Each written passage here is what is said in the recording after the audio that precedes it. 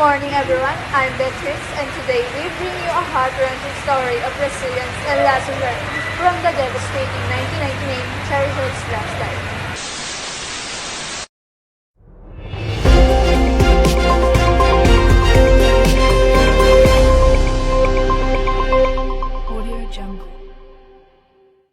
On the night of August 3, 1999 at approximately 7 p.m., a massive landslide destroyed more than 300 homes and killed at least 59 people at Cherry Hill subdivision in Antipolo City.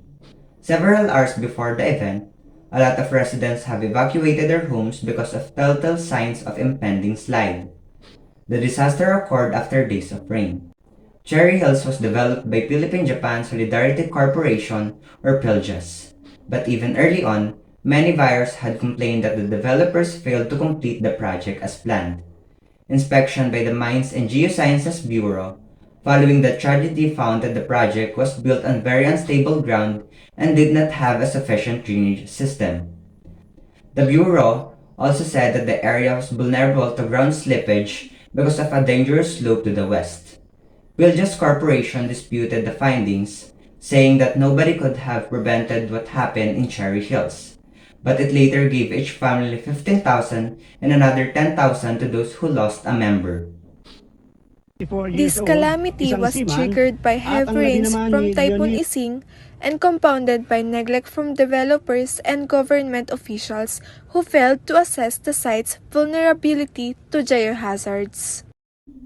And now we have connected with Kelsey with special report in Antipolo City. Good morning, Kelsey.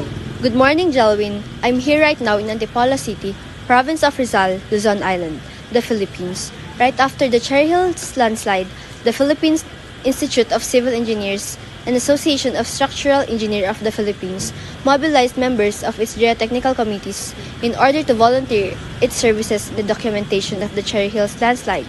The intention was to focus its attention on the engineering aspects of the overall investigation. It was necessary to understand what caused the landslide, how the landslide occurred, and how such mechanisms can be prevented or avoided in the future.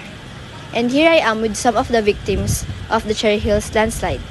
There have been manifestations of movements in the subdivision platform, as manifested by crackings on the walls and difficulties encountered in the closing and opening of doors and windows, and this happened several months before the landslides.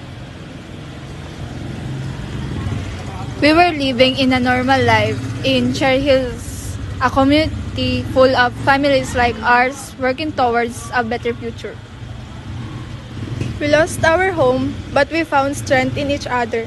Cherry Hills became a symbol of the consequences of neglect and the community resilience.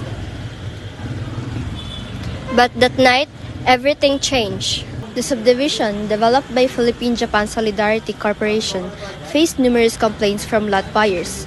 The Housing and Land Use Regulatory Board inspection revealed violations, including the failure to follow the development plan. The elevated terrain, the salt in the Sierra Madre Mountains, proved vulnerable to the elements.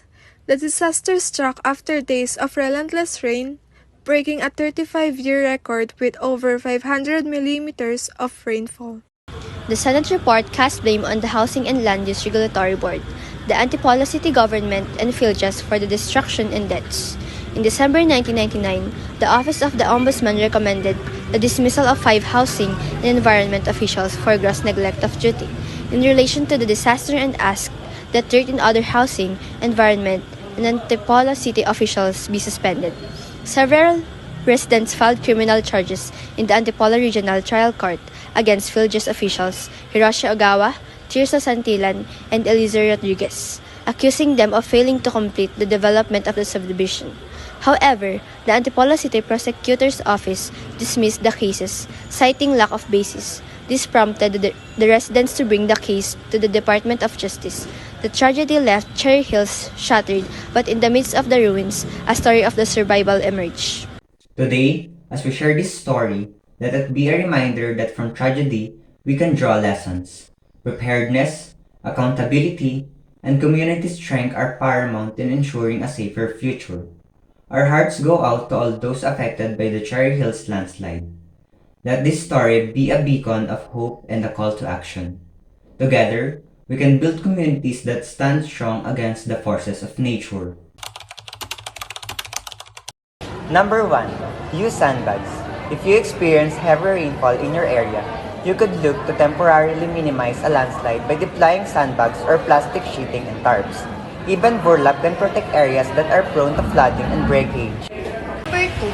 Vegetate your slopes. Landslide can quickly and easily happen in sloped areas on your property due to the influence of gravity as well as the environmental pressures alluded to above.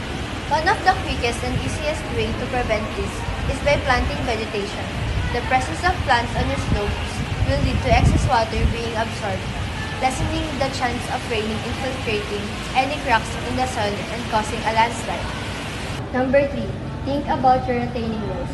Your retaining walls should be made of sturdy construction material, whether it's stone, brick, or steel. Drainage materials located behind the wall will also help to increase its stability and keep the construction stable. Even if a landslide does occur, the use of gutters to direct rain flow underneath the ground will also help prevent landslide. Number 4. Building diverting debris pathways. Another option for preventing landslides on the property you are building is through creating dedicated debris pathways. With the help of your retaining